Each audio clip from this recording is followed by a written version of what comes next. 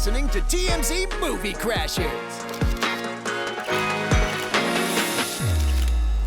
Welcome back to TMZ's Movie Crashers. I'm your host, Fabian Garcia from TMZ. I'm your host, Paige Catton from toofab. And there was lots of movie news this week. We're kind of back to normal in terms of how busy it was, which is how we like it. Yeah. We'll quickly go through what we're not going to talk about this week. We're not going to talk about Peter Dinklage being cast in the prequel to the Hunger Games. That movie, it's the what's it called? You know better than I do, Paige.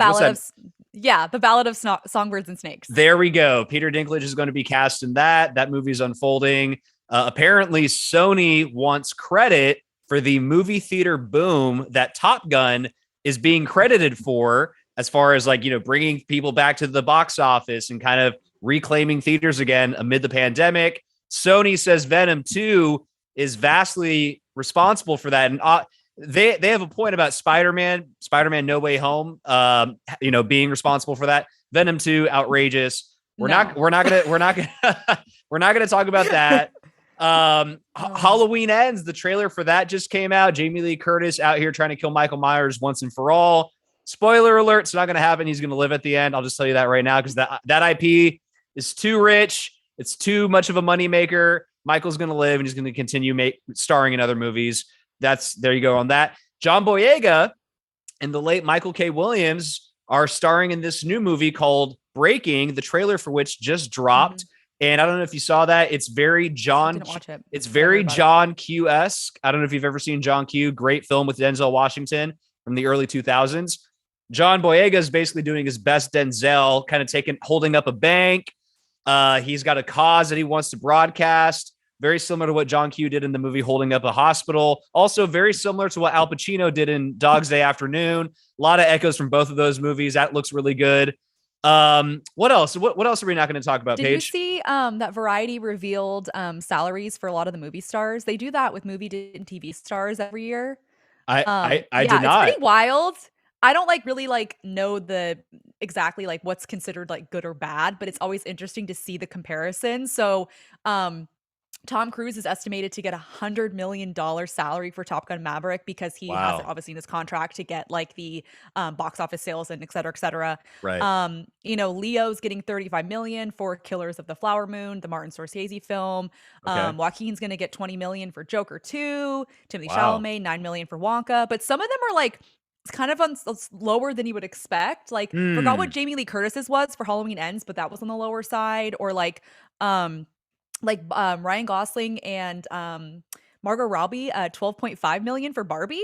I was expecting something a little higher, but again, I don't know if for that film, if that's considered high. You know what I mean? Yeah, it's unclear what the budget is for that movie. Exactly. You know what I mean? But it's interesting that Margot and Ryan are being paid the same. That's kind of a step forward in the equal pay discussion.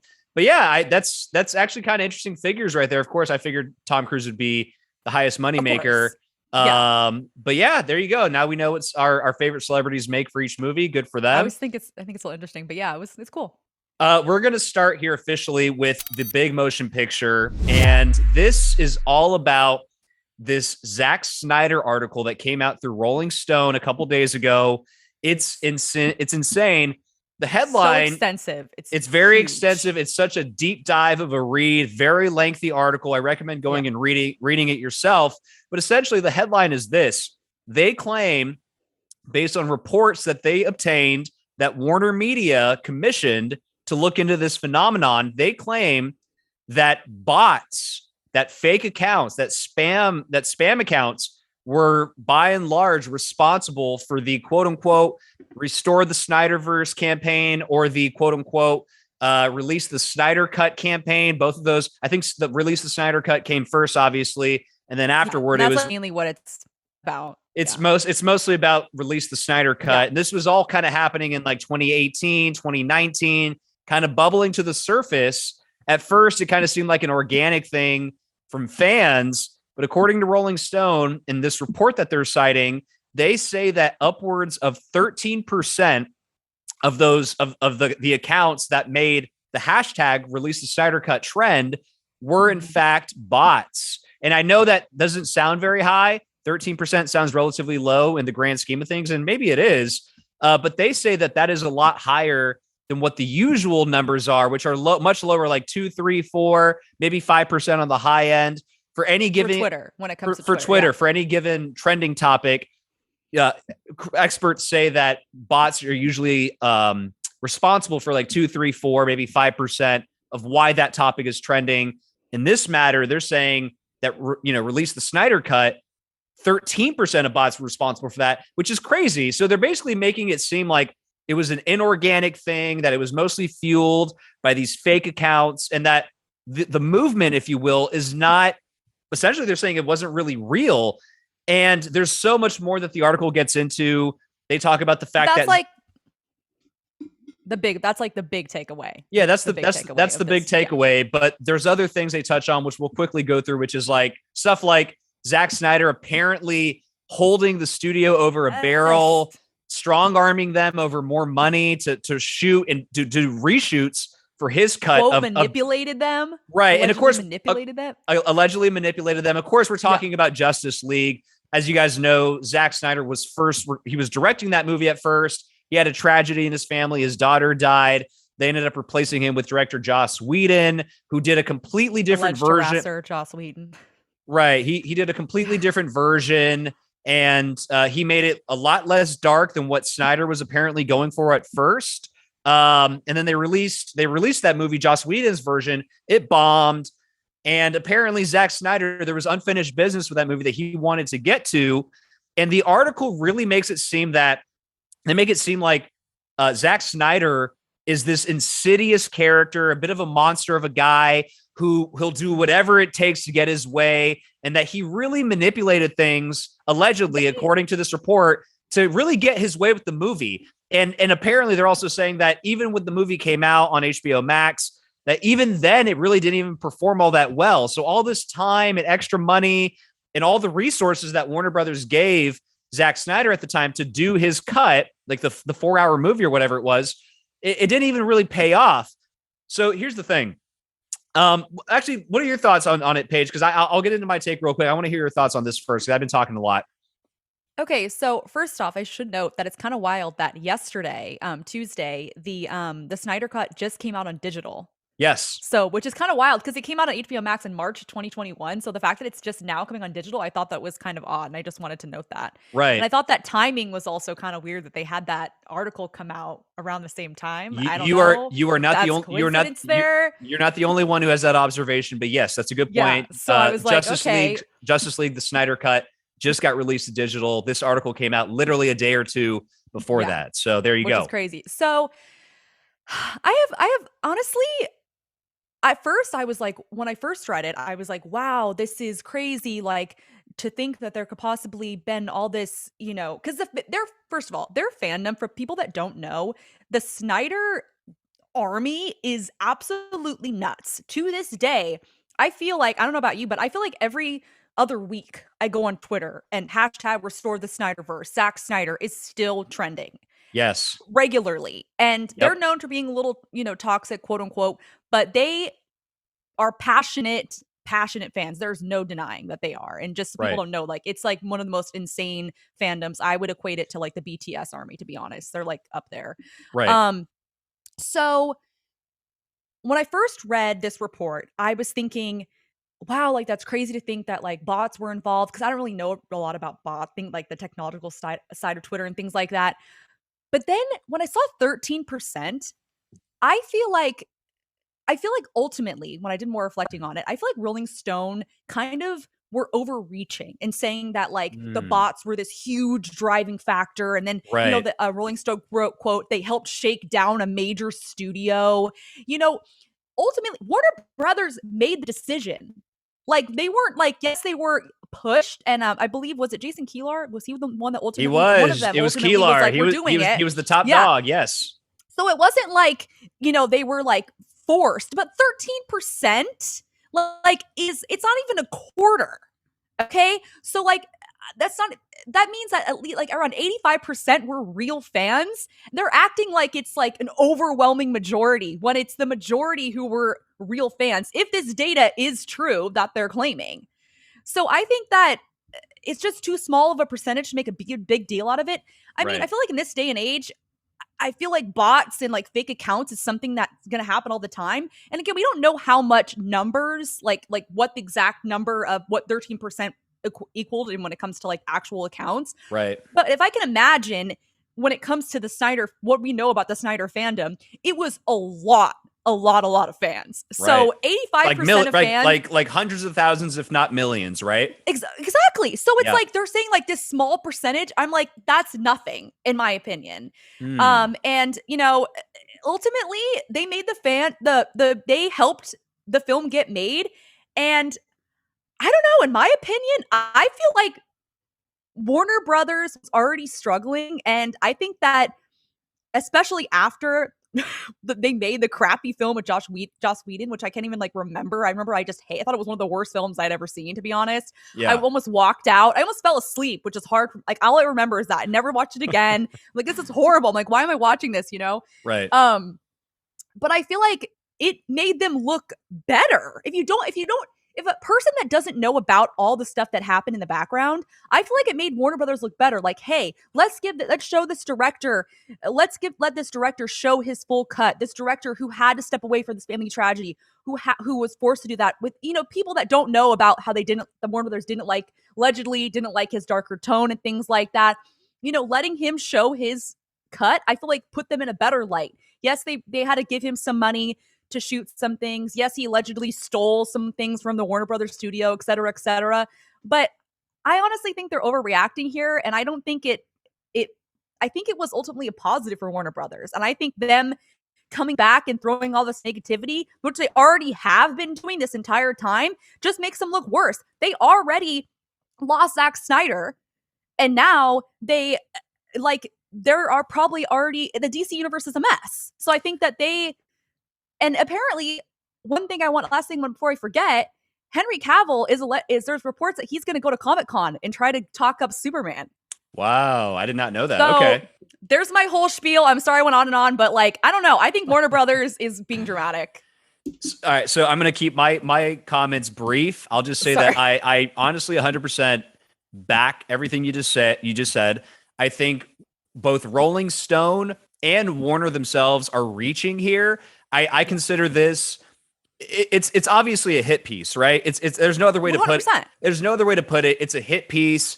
Here's Warner trying to rehash what I would consider ancient history, because all the Restore the Snyderverse, all the Release the Snyder Cut stuff, that's like 2, 3, maybe 4 years old at this point. And the movie's out. The movie, you know, regardless of how it performed or didn't perform, it's done. It's over with. Zack Snyder's already moved on. He's over at Netflix doing his thing. Yeah. And frankly, I also say this. People, regardless of how it performed for Warner Brothers, that's separate. As far as the actual content of the movie itself and how good it was, people loved it. I liked it a lot. People loved it. So much better. It was like so much, night and day to the other film. It was. And look, like I kind of tweeted about this a couple nights ago when I was first reading about it. And I basically said this, and I'll kind of recap my tweet here. I feel like two things can be true at once in this case. That yes, perhaps there were some bots that were involved in getting the Snyder Cut thing trending or the hashtag going or whatever. And perhaps it was a little inorganic, whatever. But back to your point, I feel like it was mostly driven by real fans. And for Rolling Stone to kind of downplay that, make it seem like it was this really artificial thing.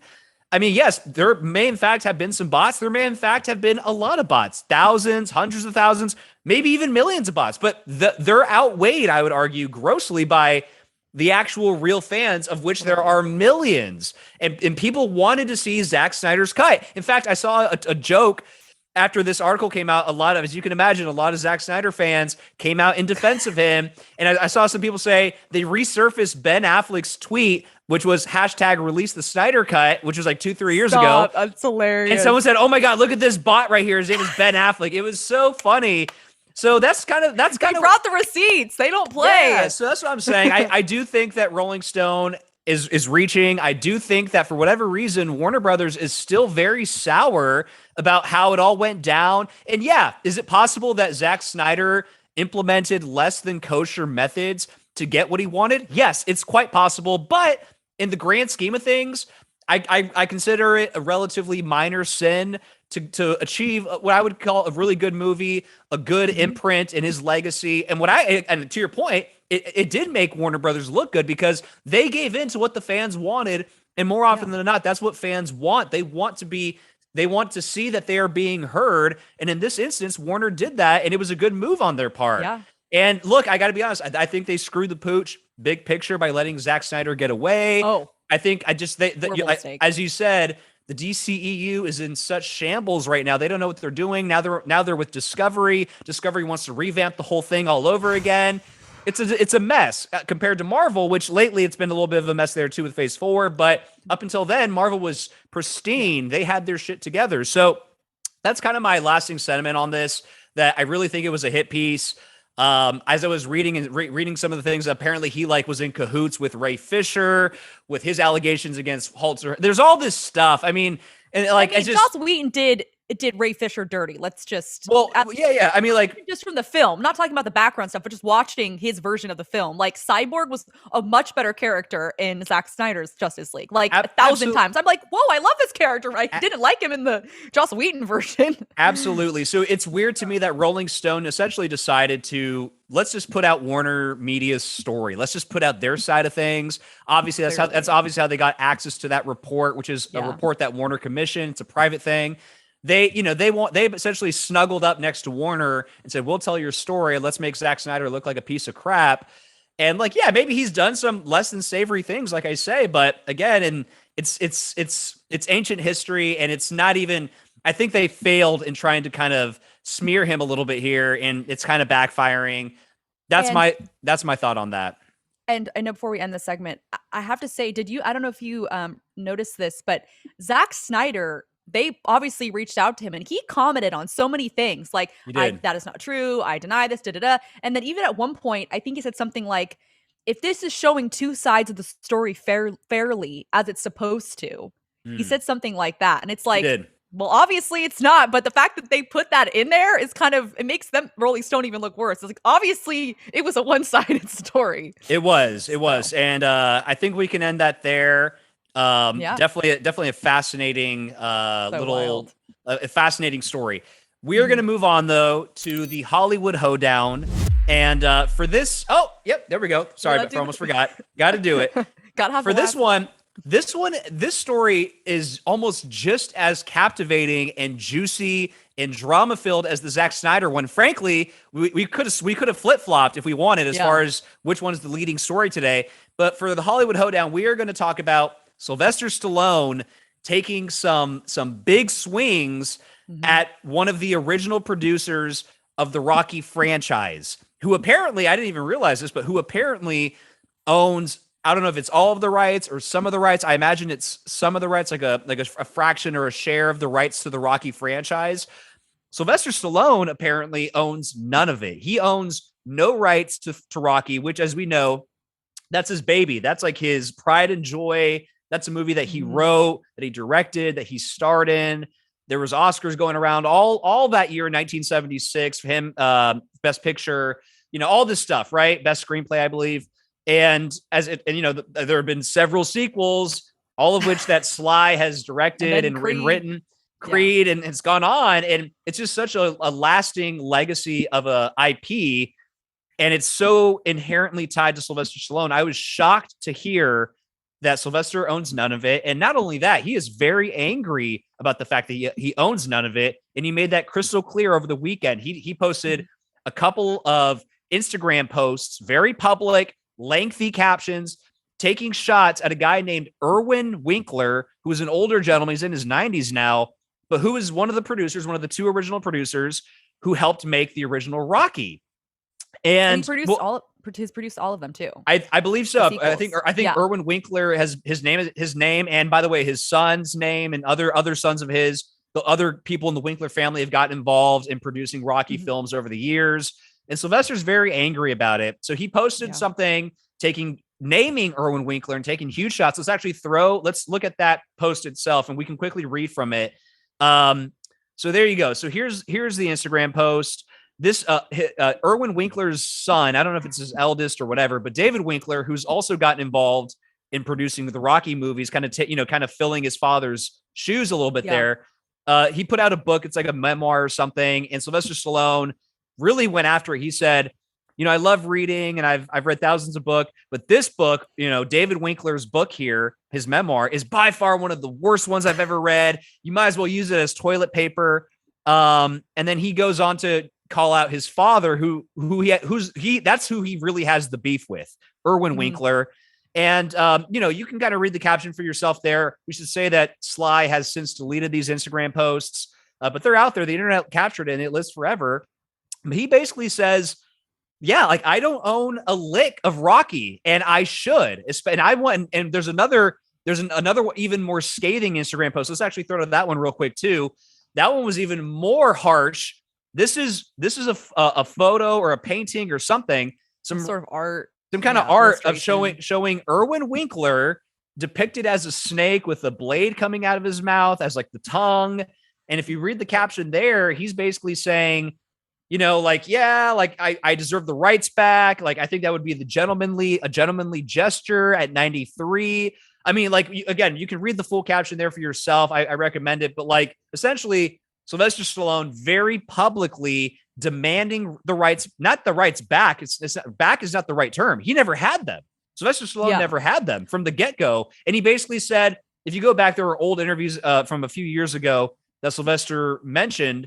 He mentioned this issue because this has been an issue apparently ongoing for years and years. And he's chirped up about it here and there over the years. But a couple of years ago, he said, yeah, when it comes to the Rocky rights, I was essentially told early on, because he did complain about it like years ago. And I think Irwin or somebody apparently said to him, hey, you got paid. What are you complaining about? And here's the thing. He did get paid. From what I read, he received something like how much money did he get for that movie? It was like he received it was less than $100,000. I know that for a fact. It was like $75,000 or something or whatever to act in the movie. That was like his acting fee, like $75K.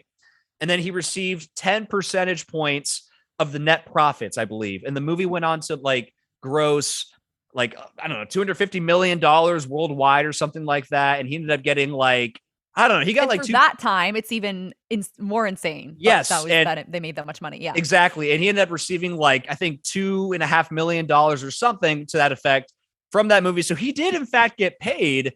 And look, I mean, like I kind of talked to Derek about this. Derek Kaufman, who is our in-house lawyer at TMZ. He is probably one of the biggest Rocky fans I know. He's got memorabilia literally lining his whole office. Of course he does. I'm not surprised. So I asked Derek about this, what he made of it. And of course, Derek, a lawyer, a well-trained lawyer, he knows all about legalese. He said on the one hand, he feels like yes, if as a fan of Rocky, as a fan of Sly, the fan base, they see this issue and they feel like, yeah, like Sylvester is entitled to some rights to Rocky. That almost goes without saying, because again, it's so ingrained into who he is as a celebrity, as a movie star, all of that, that you would figure, yeah, like what's right is right. And what's right in this case is that Sylvester gets some ownership stake or something into the Rocky franchise, that Irwin Winkler should do right by Sylvester, even at all these years later, and give him a piece of the pie, essentially. But then he also said, but on the legal front, everything is kosher. Everything was done on the up and up. And hey, you made your decision all those years ago. You can chalk that up to ignorance, being new in Hollywood, not wanting to ruffle feathers. That's kind of what he said in the interview with Variety. But then again, like, can you not? Because again, I don't. When Derek said, can they change it later, or just because it was the first film, and then for all the franchise, like he can't ever change his ownership because when he signed up for the first film, he was just like, oh, I'm not going to push on this, I think it's not change that later. I obviously don't know what kind of a contract was written or what sort of language is in there, but I imagine if this is true, that Irwin Winkler pretty much and other parties perhaps own all of the rights to the Rocky franchise and the Rocky intellectual property. I imagine that the original contract, which has probably been amended a little bit over time, but I imagine the crux of it says that this film, that any like characters and or stories and or movies that we make from this concept of Rocky in perpetuity, almost like, because you see that term a lot in legalese, like, oh, in perpetuity, it usually means and forever, essentially saying it kind of gives them like an infinite net to sort of cash in on the Rocky. So the original contract probably had something to that effect, saying like, yeah, we're obviously talking about this one movie we're making right now, but if sequels come out of it or if spinoffs come off of it, we also own the rights to that. That's what I imagine is in that original contract. And it sounds like Sylvester was not cut in. And look, and again, getting back to Derek's point, he's basically saying like, yeah, man, like you signed your rights away. It is what it is. And kind of to the point of like, what are you complaining about? There are a lot of people that feel that way. There are a lot of people that were actually angry that Sylvester Stallone decided to air his grievances so publicly. People thought it was childish. People thought it was. Do you think that's why he deleted the posts? I think it is. I mean, because like, so look, Sylvester Stallone. I love Sylvester Stallone. He is a shoot from the hip kind of guy. He wears his heart on his sleeve. He speaks his mind, and this is obviously him speaking his mind. I don't know why he took it down. Whether it was his own team telling him, "Hey, this is a bad look." Whether it was Erwin Winkler's team reaching out and maybe threatening some legal action or something like that. Who really knows? But I did see a reaction online saying like a lot of people were like kind of like cringing at this, like, yo, like, what are you talking about? Like, it is what it is. That's the business. For me, I feel two ways about it. I'm kind of on Derek's side. Like, yeah, it is what it is. But I tend to lean more so toward, like Sylvester Stallone, even all these years later, somebody should make this right. And that's kind of how I feel about it. Somebody should make this right. It sounds like Sylvester thinks that Erwin is one of those people who can do that. And yeah, it would be a great gesture. It would be such a nice thing to kind of bury the hatchet, cut Sylvester in for a little bit of the profits or a little bit of the ownership. Because as he said in his Instagram posts, he wants to pass down some Rocky to his kids, not just like in the DVDs. He doesn't want to hand them his DVD collection. He wants to hand them some ownership stake. And the thing is too, like Derek made this point as well, which I also see, which is like, look, like Sylvester Stallone is a mega star now, and Rocky has gone on to become so lucrative that it's like, yeah, like you can't turn around all these years later when it's at the height of its like profitability and its popularity to then demand some ownership and try to think that because you're the super famous star now that you can like use that as leverage and that you can bully people into getting what you want. And Derek kind of said like, look, I don't know exactly what the conversation was back then or why Sylvester decided or opted to kind of sort of hand off the rights. Because you got to imagine it came up in conversation as they were getting that film together, which by the way, that in and of itself is a story that, they had to like mortgage their homes. Like they went damn near broke, everybody involved trying to make that original Rocky movie. So you got to imagine that there was at a certain point, maybe it was on the table for Sylvester. And I don't know if he passed on it on his own volition, or if they kind of like sort of gave him a deal and said, hey, this is what it is. If you want to do this, we get all the ownership. You can act, direct, and have it all yourself creatively. Yeah. I really don't know what those discussions were like, but I got to imagine that if Sylvester wanted to fight for the ownership rights from the get-go, he probably could have, you know what I mean? And that's kind of what I feel like. It's such a tough situation. And you can tell this is such a personal issue for Sylvester. He says, this breaks my heart. It's so painful. It's so painful. Yeah. And I get that, but it's almost kind of like it's like a tough love kind of situation. Like, yeah, dude, like, and ideally you would have a cut of the Rocky ownership, but in reality, especially at this point in time, you don't. And that's just something you got to kind of live with. You got to live with your decisions. Sorry, that's a very long-winded rant on how I feel all about that. What do you got? What do you got, Paige? What do you think? I mean, I agree with you. And I have to say, I'm not going to have too much to add on this because I have to admit, I didn't know, like, obviously know Sylvester Stallone is. I know we've seen Rocky, all that stuff, but I haven't seen all of them. But I was shocked to not, when I first read this, I just always assumed that he had the rights. Yeah. So when I obviously, I guess he said this in the past. I never read about that, never heard about that. But I was shocked. I was like, he created the story. He started it. He directed most of them. He starred in all of them except for he's not going to be in Creed 3, I believe. But right. It's like, I was like, just doesn't add up. Like when you think on the surface, like, why would he not be the owner of that right? And then you kind of go deeper and they said, oh, I was naive. I didn't really understand. I regret not pushing harder.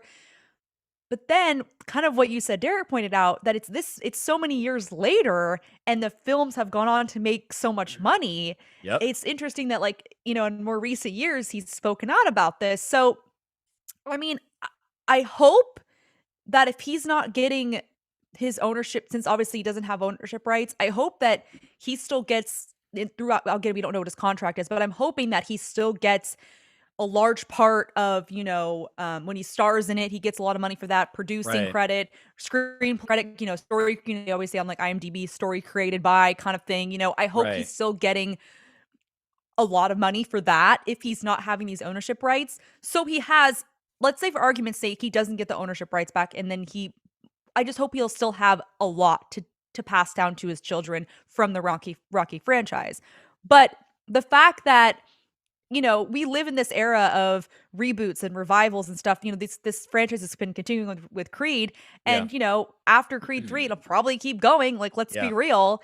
And I feel like as time goes on, Sylvester Stallone's probably going to get more and more and more upset by this, just watching his like life's work essentially, and he doesn't have the rights to it. And I don't know. I don't know if things change when Irwin, like when he dies, like does it go to his son? It Like does. I feel like, yeah, does it go to It his son? does. It's just Yeah. even more. It just doesn't. It's so heartbreaking to Yeah. think that just because that one he didn't, because he was young, naive, and was new to Hollywood and didn't think to fight when he signed that first contract, that it would come down to this decades later. And it just breaks my heart, honestly. It's sad. It's very sad, and it's also just a repetition of the same cautionary tale you hear about all the time with new artists, young artists, whether they're actors or musicians. Yeah. They sign these That's a deals. great And look, I example, mean, yeah. it's unfortunate because we should acknowledge that there's a power imbalance. Like the new Totally. artist,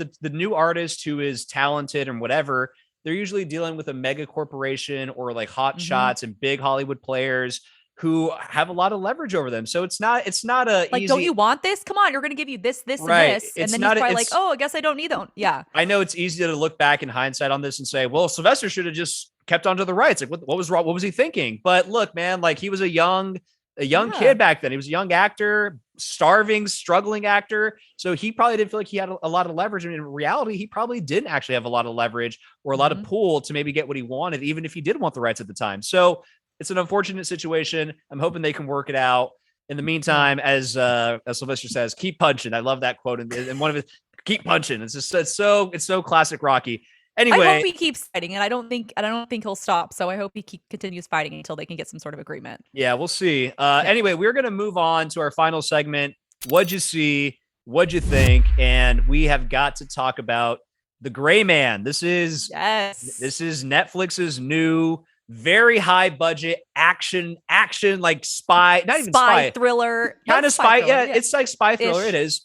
And it's got a very small window in theaters. It got released in theaters, I believe, late last week, like Thursday or Friday, and it's only going to be in theaters for a very limited time. I believe it's actually getting pulled out of theaters this week because it's releasing on Netflix later this week. It's releasing either Thursday or Friday. Yeah. I wanted to see this in theaters, so I went on like on a Sunday night or a Monday night or something like that. I went to go watch it. I should say I went to a very late showing. It was like 10:30. There was like two other people in the room, and it was a big theater. Okay. And I saw it. I should say it was phenomenal. It was such a fun ride. Ryan Gosling as the lead, as essentially like a CIA operative. What do you know about the Sierra program? Reckless mystery men you guys send in when you can't officially send anyone else. The Gray Man. Lloyd. I got an urgent locate and destroy. That could be fun. The man's got some street cred.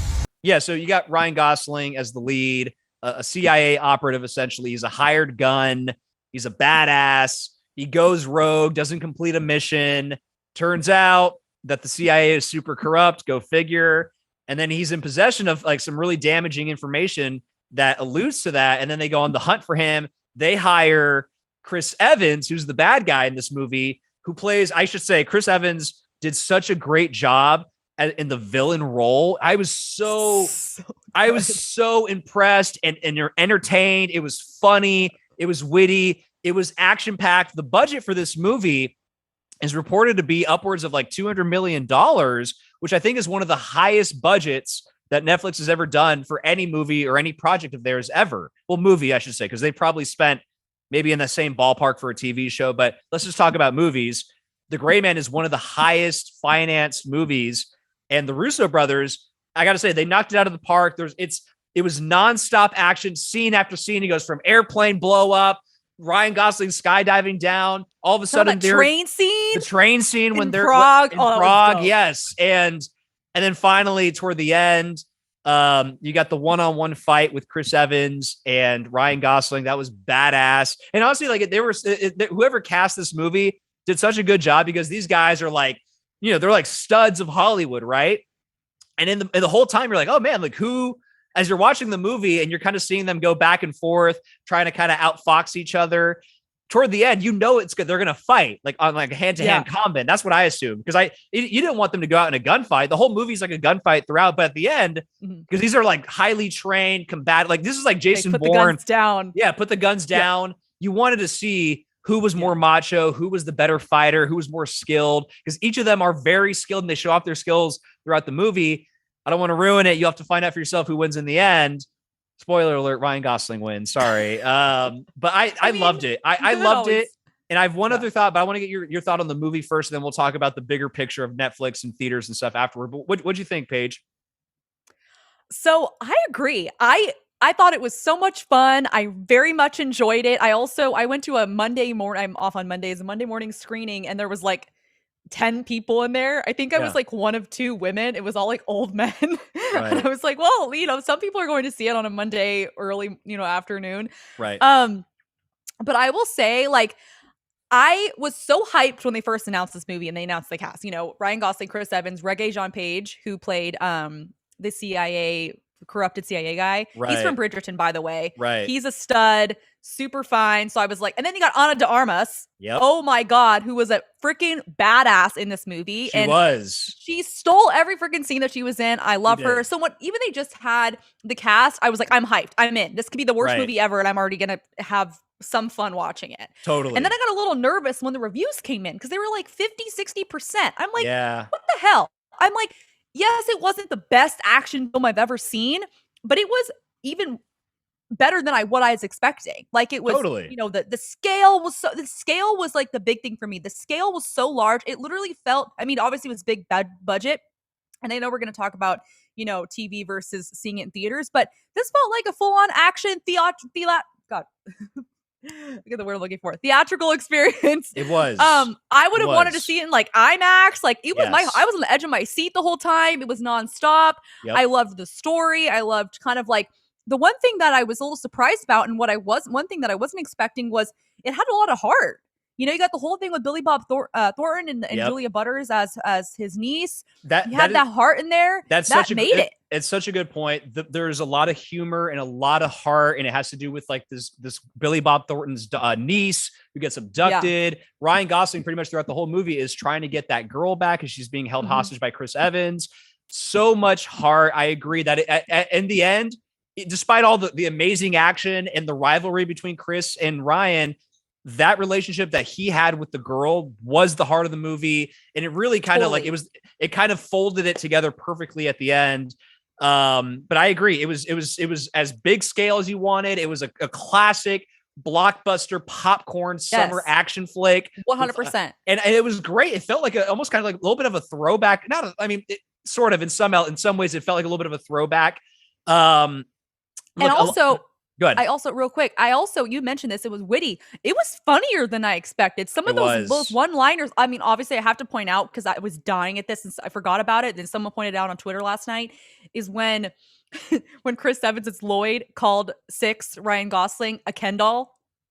I saw that. Yeah, that was so meta. I was funny. Cracking up. I wonder. So good. I wonder if that was like added in during the script, knowing that Ryan was going to be in Barbie. Maybe it was. Maybe it wasn't. But either way, it was.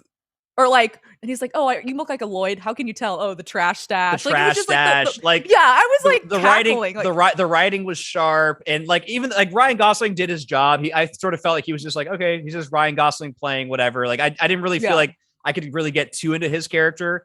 But Chris Evans, I got to say, I'll repeat this again. Chris Evans knocked it out of the park.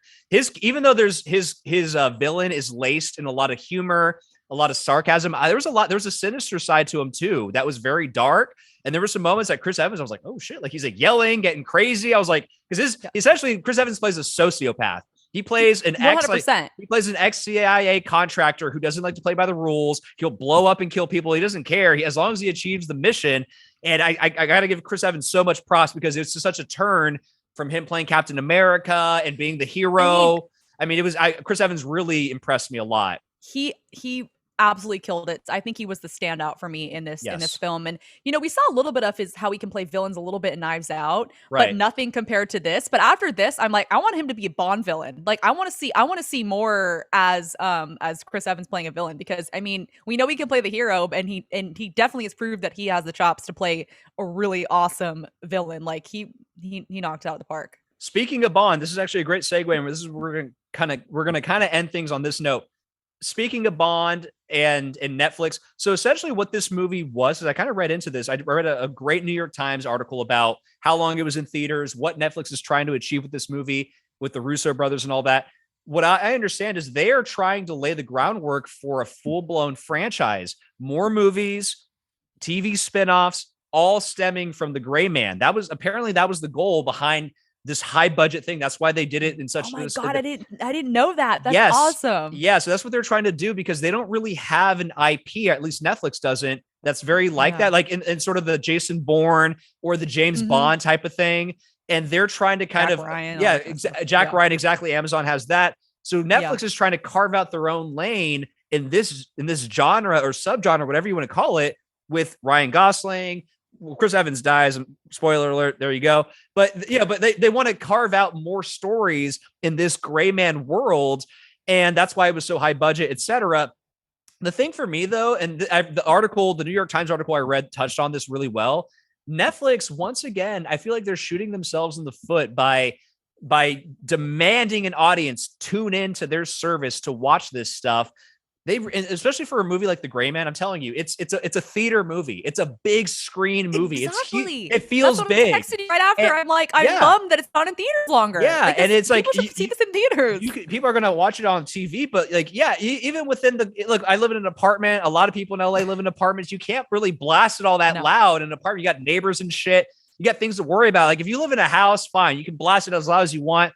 Maybe you'll enjoy the experience, but I'm telling you, it does not compare to the actual theater experience, which is made for that. And really Netflix, they got to get with the program. They got to find some kind of reconciliation between having stuff exclusively on their platform and having things in theaters for a little bit longer. Cause yes, it's in theaters. That's fine. But the window needs to be larger. They need to, there's marketing issues too. Sometimes Netflix wants to market stuff really heavily. Other times they don't.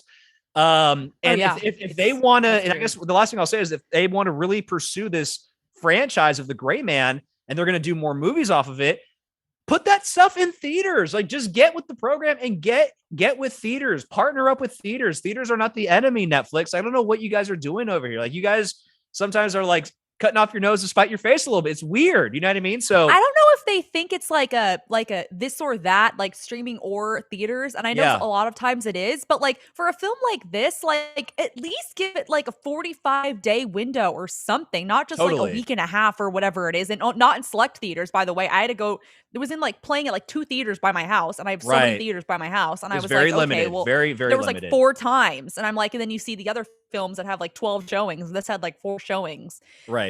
So I mean, just expand it a little bit. I mean, they did more marketing, and maybe it was out for a month, and people would go to the theater and then possibly watch it at home. Yeah, and essentially, like Disney really has this blueprint down where like some of their big IPs go to theaters for like a traditional runtime or a traditional window. And then they do the spinoffs and the shows, and then they bring you back to their service. They really have that ebb and flow down, I think Disney does. And I think Netflix is trying to catch up and really do that. So we'll see what they do with The Gray Man. Really great movie. If you can catch it in theaters, do that. If not, watch it at home. It's a blast. It's a good old fashioned fun summer flick. And with that, we will leave you guys. And thank you for tuning in with us. We're on Apple, we're on Spotify, we're on YouTube, we're on iHeart. Stream us, watch us anywhere you can. We're on the website too. Again, leave comments of substance. If you do, we will shout them out and respond. And yeah, and on that note, we'll take off here and catch you guys next time. See ya.